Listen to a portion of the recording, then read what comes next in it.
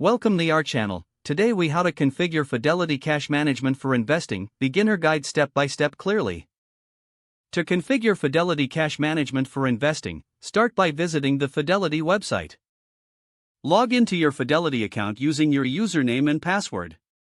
Once logged in, navigate to the Accounts and Trade tab in the main menu. Select Cash Management from the drop-down options. Review the different features offered under Cash Management.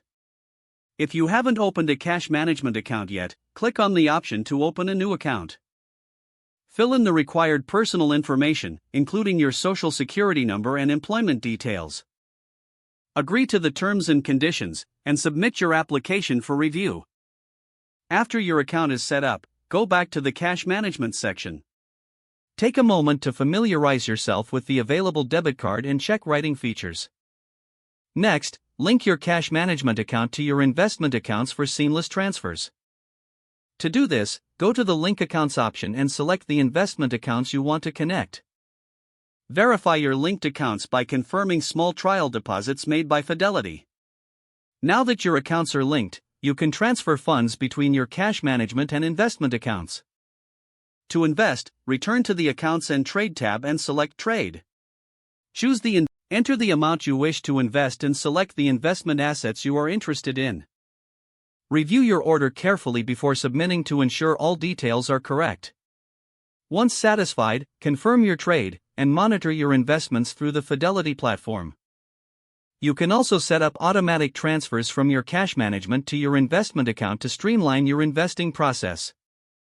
Regularly check your account to manage your investments and adjust as needed. If the page does not load, refresh the browser or try again in a private or incognito window.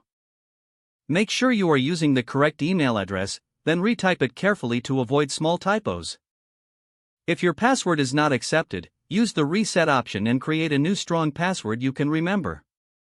Check your spam folder for verification or security emails, then complete any requested confirmation steps. Enable two-factor authentication if available to improve account security and reduce unauthorized access risk. After signing in, review your profile details so your contact information and settings are accurate and current. If you see an error message, note it down and try again after restarting your device and internet connection. Log out when you finish, especially on shared devices, to keep your account and payment information secure. Don't forget to like this video and subscribe to our channel for more step-by-step tech guides.